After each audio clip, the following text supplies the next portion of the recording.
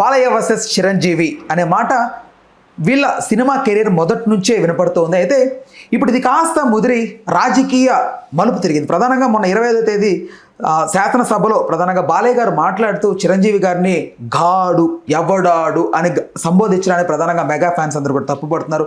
అసలు బాలకృష్ణ గారు ఎందుకు ఆ టైంలో అలా మాట్లాడాల్సి వచ్చింది, దాని యొక్క ప్రధాన కారణం ఏంటి, ఆయన యొక్క అంతర్లీన మదనం ఏంటి అనే అంశం గురించి మనతో కులంకుశంగా వివరించడానికి ప్రముఖ సోషల్ యాక్టివిస్ట్ కృష్ణ కుమారి గారు ఉన్నారు. ఆవిడతో మాట్లాడదాం.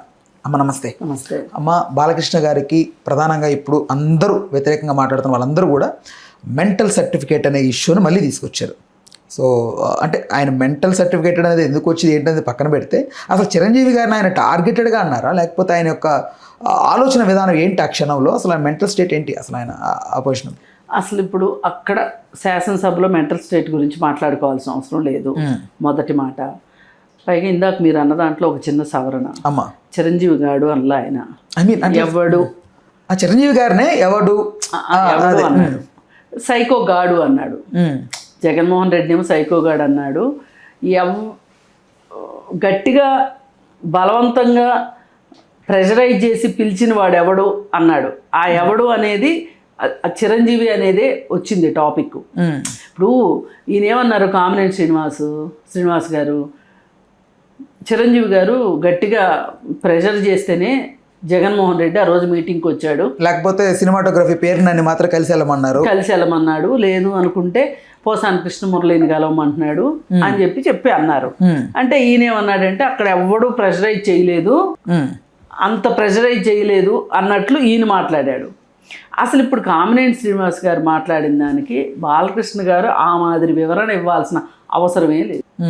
అసలు ఆయన చెప్పాల్సింది ఏదో చెప్పారు. అందులో ఇప్పుడు ఈయన కొత్తగా వెలికి తీసింది ఏముంది చెప్పండి. ఇప్పుడు చిరంజీవి ప్రెషరైజ్ చేస్తే ఏంటి, చేయకపోతే ఏంటి? అక్కడ నిజానికి పోయింది చిరంజీవి పరువు పోయింది. ఆ రోజు ఏంటంటే చిరంజీవి కొంచెం వినయం ఎక్కువ, అతి వినయం ఎక్కువ. ఆ వినయంతో ఆయన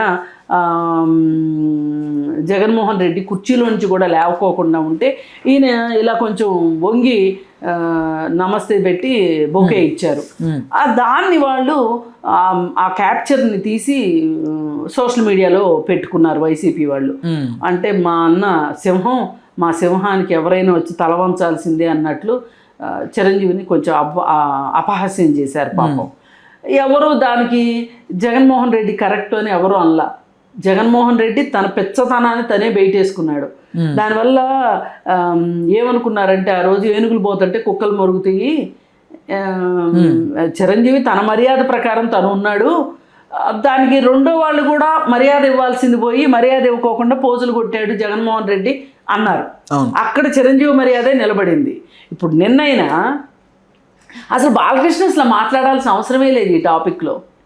కానీ ఎందుకు ఇనిషియేట్ తీసుకున్నారమ్మా? అంటే చిరంజీవి గారే అక్కడ పెద్దగా ఉండి ఆయన ఉండబట్టే అయ్యిందని కామినేని గారు అంత పెద్ద సభలో చెప్పేసరికి అసలు ఇండస్ట్రీలో నేను ఒక పెద్దవాడిని ఉన్నాను కదా, నాకంటూ గౌరవంగా ఉంటుంది కదా, కానీ చిరంజీవినే ఇంపార్టెన్స్ ఇచ్చి చిరంజీవికి జగన్ లొంగాడు అలాంటి మాటలు మాట్లాడడానికి ఈగో ఏమైనా తీసుకున్నారా? అలా అనుకుంటే ఆ రోజు సినిమా వాళ్ళు వెళ్ళేటప్పుడు వాళ్ళతో పాటు బాలకృష్ణ కూడా వెళ్ళి ఉండాల్సింది. పిలిచినా అందుబాటులో లేరని చెప్తున్నారు. రీజన్ ఏదన్నా కానీ వాళ్ళు పిలిచారా, అసలు పిలవలేదా, పిలిస్తే ఈయన వెళ్ళలేదా, పిలిస్తే వెళ్ళని కాడికి ఇంకేం మాట్లాడతాడు ఈయన? మాట్లాడే నైతిక హక్కు ఎక్కడుంది బాలకృష్ణకి? అమ్మ, నిన్న పేర్నాని గారు ఇంకోటి చెప్పారమ్మా, అఖండ సినిమా చిత్రానికి సంబంధించి టికెట్ల రేట్ల కోసం జగన్మోహన్ రెడ్డి కల్పించండి అని ఆ టైంలో పేర్నానికి ఫోన్ చేశారంట బాలయ్య. అదే కదా వీళ్ళ ఇంట్రెస్ట్లన్నీ. ఇప్పుడు నిన్న పవన్ కళ్యాణ్ టికెట్ రేట్లు పెంచుకుంటాంలో కానీ ఈయన నన్ను అడిగాడు అని చెప్తున్నాడు. అమ్మా, చెప్పాడో అడిగాడో లేదో మనకేం తెలుసు?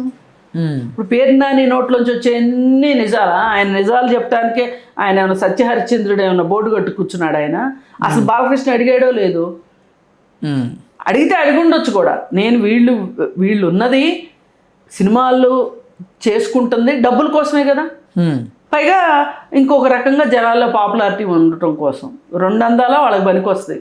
మిగతా సినిమా యాక్టర్లకి ఓన్లీ వాళ్ళ సినిమాలు చూపించుకోవటం కోసమే వాళ్ళు పాపులారిటీ కోరుకుంటారు. ఇప్పుడు ఈ రాజకీయాల్లోకి వచ్చిన వాళ్ళు ఏంటంటే రేపు ఓట్లు వేయించుకుంటానికి కూడా ఈ సినిమాల ద్వారా పాపులారిటీ రావాలి, ఈ సినిమాల ద్వారా డబ్బులు రావాలి, ఈ డబ్బులు ఖర్చు పెట్టాలి అనేది వీళ్ళ కాంక్ష. సరే, ఇక్కడ పాయింట్ ఏంటంటే ఈ విధంగా హైపర్గా బాలకృష్ణ గారు మాట్లాడాల్సిన అవసరమే లేదు. అసలు అక్కడ సందర్భమే అంతటి డిమాండ్ లేదు అక్కడ. లేని దానికి మాట్లాడారు. అసలు ఏంటి అయిపోయిన పెళ్ళికి బాజాలు కొట్టినట్టు గత ప్రభుత్వంలో జగన్మోహన్ రెడ్డి అనుసరించిన విధానం గురించి కామినేని శ్రీనివాస్ గారు కూడా ఇప్పుడు అసలు అది ఎందుకు ఎత్తారో మరి అసలు అంటే అక్కడ ప్రొసీడింగ్స్ ఎట్లా ఉన్నాయో లైన్ ఏముందో మనకు తెలియదు కానీ అంటే దేని తర్వాత ఏదొచ్చి ఆయన మాట్లాడారో తెలియదు కానీ ఆయన మాట్లాడేదాన్ని అట్లా ఉంచేసేసినట్లయితే బాలకృష్ణ గారు అసలు స్పందించకపోయి ఉంటే ఈయన మాట్లాడకపోయి ఉంటే ఇప్పుడు శ్యామల లాంటి అధికార ప్రతినిధి చేతిలో పెగ్గు నెత్తి మీద విగ్గు అని మాట్లాడేది కాదు కదా. అంటే వాళ్ళు అంత అవమానాన్ని భరించలేక మాట్లాడారు అనుకోవాలా, లేకపోతే ఏంటి అసలు వాళ్ళు ఉన్నదే ఇట్లాంటివి మాట్లాడడానికి. మొన్న కూడా పవన్ కళ్యాణ్ అలాగే మాట్లాడింది. ఇప్పుడు వాళ్ళకి ఏంటంటే ఎవరైనా సరే ఎవరు ఎంత మాట్లాడితే మాట్లాడిన దానికి తగ్గట్లు వాళ్ళకి పేమెంట్లు ఉంటాయి కాబట్టి వాళ్ళు చచ్చినట్టు మాట్లాడతారు. మొన్న యూరియా డయేరియా ఏదేదో మాట్లాడింది పవన్ కళ్యాణ్ గురించి. ఏదైతేనేమి నా టికెట్ల రేట్లు పెంచుకోవడమే నాకు పరమావధి అన్నట్టు మాట్లాడింది. అసలు ఈమె ఈ విధంగా టార్గెటెడ్గా మాట్లాడించడానికే శ్యామలను తయారు చేసింది. ఇంకా నయ్యం అలా లక్ష్మీపార్వతిని అధికార ప్రతినిధిని చేద్దాం అనుకున్నారు, గోరంట్ల మాధవ్ను కూడా చేద్దాం అనుకున్నారు. పనిలో పనిగా ఈ 4th రేటెడ్ పీపుల్ అందరినీ శ్రీరెడ్డిని వీళ్ళందరినీ అధికార ప్రతినిధులు చేస్తుంటే ప్రమాణంగా ఉండేది అసలు వినటానికి చూడడానికి. అంటే ఎవరైతే అంటే గట్టిగా కాదు, ఎవరైతే కొంచెం జుగుప్స కలిగేలాగా మాట్లాడదలుచుకున్నారో వాళ్ళని వాళ్ళకి అసలు సరిగా మాట్లాడే అధికార ప్రతినిధి ఏరండి అక్కడ. వాళ్ళకి ఎవరున్నారు చెప్పండి, మీరు చెప్పండి, ఒకళ్ళ పేరు చెప్పండి. ఆ మధ్య గోరంట్ల మాధవ్ అన్నారు. అమ్మో గోరంట్ల మాధవ్ అధికార ప్రతినిధి కూడా అయితే రోజు స్ట్రీకింగ్ చేస్తాడేమో అని భయపడ్డారు జనాలు. అదృష్టం కొద్దీ ఆయన రాలేదు. ఆ తర్వాత మరి శ్రీరెడ్డి ఏమైపోయిందో తెలియదు, ఎక్కడుందో తెలియదు, ఏ అజ్ఞాతంలో ఉందో తెలియదు. ఆవిడ కూడా ఒక అధికార ప్రతినిధి అన్నారు, లక్ష్మీపార్వతి ఒక అధికార ప్రతినిధి అన్నారు. ఇవన్నీ కానట్లు ఒక అతను డోర్ డెలివరీ చేశాడు కదా డ్రైవర్ని, అతను కూడా అధికార ప్రతినిధి అన్నారు. అమ్మో వీడు డ్రైవర్ని చంపి డోర్ డెలివరీ చేశాడు, అధికార ప్రతినిధి అయిన తర్వాత ఇంకెవరిని చంపి డోర్ డెలివరీ చేస్తాడు అనుకున్నారు.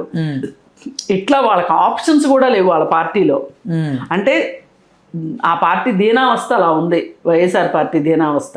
సరే అందులో భాగంగా ఈ శ్యామల వచ్చింది మాట్లాడింది అనుకోండి, పక్కన పెట్టేద్దామా శ్యామల అసలు ఆవిడ ఎందుకు వచ్చి మాట్లాడింది అనేది. అంటే వాళ్ళ ఉద్దేశం ఏంటి అంటే సైకోగాడు అన్న తర్వాత ఇక వాళ్ళు మాత్రం ఎందుకు ఊరుకుంటారు? అనడం తప్పు కాదమ్మా. ఇప్పుడు సభలో లేని వ్యక్తి గురించి చెప్తున్నా వినండి అమ్మా. వైఎస్ఆర్ పార్టీ వాళ్ళకి ఈ ప్రశ్న వేసే నైతిక హక్కు లేదంట నేను. ఎందుకంటే పోయినసారి సభలో భువనేశ్వర్ గారు లేరు కదా, ఆవిడ గురించి ఎందుకు మాట్లాడారు? ఇంకా వాళ్ళు ఏం మాట్లాడతారు వాళ్ళు వచ్చి? వీళ్ళకే ఒళ్ళంతా చిల్లులు ఉన్న తర్వాత ఇంక వీళ్ళేం మాట్లాడతారు చెప్పండి? అన్ని బొక్కలేగా వీళ్ళకి. అసలు సైకోగాడు అనే మాట మాట్లాడింది వాళ్ళు మాట్లాడిన మాటలతో పోలిస్తే అసలు ఇది ఒక మాట, ఇది ఒక మాట. అసలు ఎన్ని మాటలు మాట్లాడారు? అంటే అసెంబ్లీలో ఏం మాట్లాడినా కూడా దానికి ఫర్దర్ కాన్సిక్వెన్సెస్ ఉండవని ఎట్లా విచ్చలవిడిగా ఉంటారా? ఎట్లా లేదు, వీళ్ళ స్టాండర్డ్సే ఇలా అయిపోయినాయి. ఇంకా ఎంతో కొంత తెలుగుదేశం వాళ్ళకి స్టాండర్డ్స్ ఉన్నాయి అనుకున్నా నేను. అది కూడా లేదు అన్నట్టు ప్రూవ్ చేయడానికి బాలకృష్ణ ఈ విధంగా మాట్లాడాడు. ఇప్పుడు అచ్చెన్నాయుడు ఎట్లా మాట్లాడాడు, అచ్చెన్నాయుడు ఎట్లా మాట్లాడాడు? అచ్చెన్నాయుడు వయసు ఏంటి, ఆయన ఏంటి అంటే అదే బలవడం కాదు కొంచెం ఉండాలి, అది బుద్ధి కూడా ఉండాలి ఎంతవరకు కరెక్ట్ చెప్పండి? మాట్లాడొచ్చు అట్లా? ఒక సీఎం అయ్యుండి అట్లా మాట్లాడొచ్చా? నీకు అధికారం ఉంది కదా అని చెప్పి అధికార మదంతో అట్లా మాట్లాడొచ్చా? అలా మాట్లాడాక ఇంక ఇవాళ దీని గురించి ఏం మాట్లాడతారండి? వాళ్ళు ఖండించుకోలేని పరిస్థితిలో ఉన్నారు ఇవాళ. అందుకే శ్యామల చేత ఈ దిగజారుడు వ్యాఖ్యలు చేశారు. బాడీ షేమింగ్, ఆయన విగ్గు పెట్టుకుంటే మీకెందుకు? మీ పార్టీలో ఎవరు విగ్గులు పెట్టుకోలేదా? వాళ్ళు సినిమా వాళ్ళు కాబట్టి విగ్గులు పెట్టుకుంటారు. దీనికి తోడు స్పీకర్గా ఉన్నటువంటి రఘురామకృష్ణరాజు గారు కూడా ఆయన కరెక్ట్ చేయాల్సిన వ్యక్తి, సభ మర్యాదని, సభ అంతా పాటించాల్సిన ఆ ప్రోటోకాల్ని ఆయన కూడా తప్పలేదండి కూర్చోండి అంటే జగన్మోహన్ రెడ్డి గారిని అట్లా సంబోధించడానికి కూడా ఆయన మద్దతు ఇవ్వడం అనేది ప్రధానంగా. అసలు జగన్మోహన్ రెడ్డిని సైకోగాడు అనే విషయంలో వాళ్ళు చేసిన తప్పే వీళ్ళు చెయ్యొచ్చా లేదా అంటే నేను కాదనే చెప్తాను. వాళ్ళు చేశారని మీరు చేయటం కరెక్ట్ కాదు. ఇంకా మంచికి చెడుకి తేడా ఏముంటుంది? కానీ ఈ విషయంలో వైఎస్ఆర్ పార్టీ వాళ్ళు ఆత్మరక్షణలో పడిపోయారు. వాళ్ళు ఏం మాట్లాడటానికి లేదు. ఇప్పుడు వాళ్ళు ఏదైనా ఒక స్టేట్మెంట్ ఇచ్చారనుకో, మొన్న నువ్వు చేసింది ఏంటని అడుగుతారు కదా. అందుకే వాళ్ళు శ్యామలను పెట్టుకుంది. అందుకే శ్యామల జోలికి అయితే ఎవరో ఆడపిల్లని ఎవరో ఎల్లరు అనే ఉద్దేశంతో శ్యామలతో మాట్లాడిస్తున్నారు వాళ్ళు. అందుకే మరి వాళ్ళు మాట్లాడలేదే, ఎందుకు మాట్లాడలే వాళ్ళు? వాళ్ళు మాట్లాడాలి కదా, పేరు నాని అయినా మాట్లాడాలి కదా. పేరు నాని చంద్రబాబు నాయుడు గారి వయసుకిను పేరు నాని వయసుకి చంద్రబాబు నాయుడు గారిని ఎట్లా మాట్లాడారు చెప్పండి. అందుకని వాళ్ళు ఒక జన్మకు సరిపడా పాపాల తప్పులు అన్నీ చేసేసి ఉన్నారండి వాళ్ళు. ఇంకేం వాళ్ళు ఏం మాట్లాడలేరు. అయితే నేను చెప్పదలుచుకుంది ఏంటి అంటే, ఈ మొత్తం దీంట్లో అసలు వీళ్ళందరూ కలిసి ప్రజలకు క్షమాపణ చెప్పాలి. మీరు రాజకీయ నాయకులు అయ్యి ఉండి మీకు అధికారం ఇస్తే మీరు అసెంబ్లీలో ఏం చేయాలి, మీరు ఏం చేస్తున్నారు?